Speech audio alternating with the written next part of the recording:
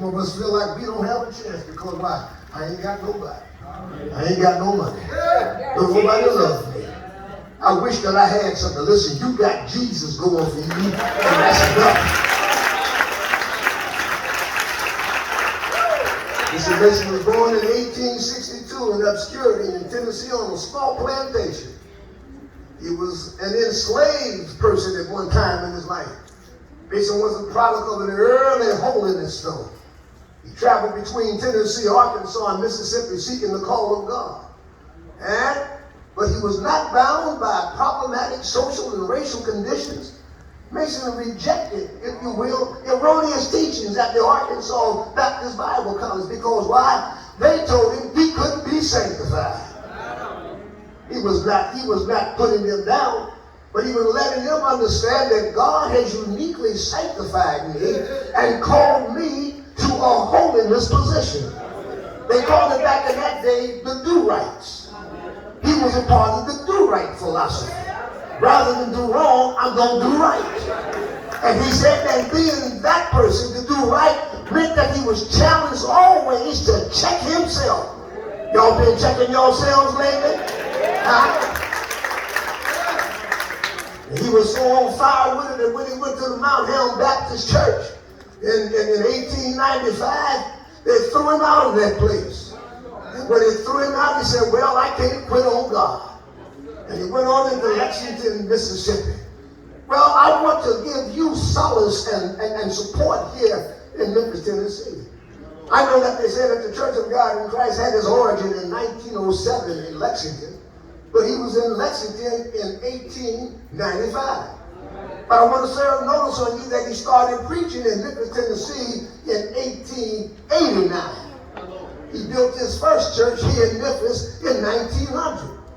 Mason fellowshiped with C.P. Jones. Jones was in Jackson, Mississippi. Mason was in Memphis, Tennessee. And they met in Lexington where they codified their association and built standards and disciplines for a loosely connected group of pastors to serve people by. And that's when the trouble got started. Because Mason said to Jones, if you will, you sing, I'm going to pray. Jones was a prolific writer of songs and hymns, and Mason was a prolific prayer warrior. That's how it was. Jones wrote hymns by line and by music, but Mason called in response. He called out, I'm a soldier in the army, and somebody said, in the army of the Lord. Mason called, if a man dies, shall he live again? And they called out, in the army of the Lord. So they had a striking difference. That was one had internalized what he preached, and the other one intellectualized what he preached. Mason believed that God was not only a God that can teach you, but a God that can treat you. You gotta understand, God can teach you, and God can treat you. God can enlighten you with his word, and God can make the word a living, breathing part of your being. And when you get the word down on the inside, it's going to treat you and make you a different person. Oh, Church of God in Christ, don't you ever get so sophisticated. Don't you ever get so distant from God. Don't you ever get so educated that you can't feel the Holy Ghost working all on the inside.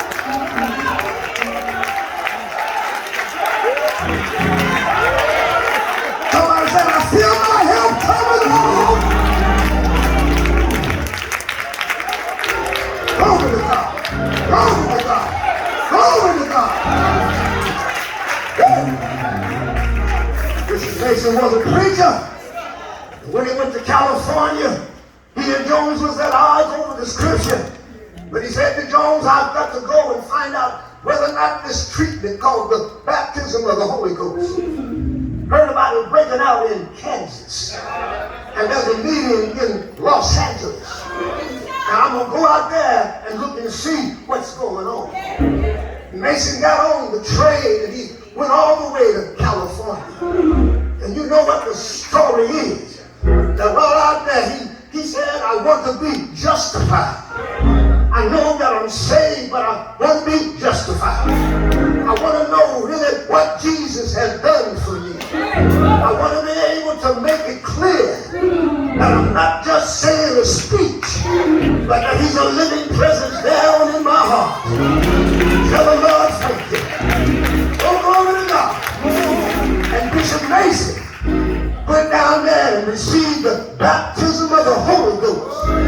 And when he came back to Lexington, C.P. Jones met him at the station. And they went on down to the church. And he said, well, I want to know about this Holy Ghost. And Jones said, well, I don't believe that God is allowing folk to speak in tongues. And he said, I don't believe some of the things that I hear. Bishop Mason said, well, I don't know what you see. I don't know what you believe. But I know when I was in California, I got down on my knees, cried out to the Lord, fill me, Lord.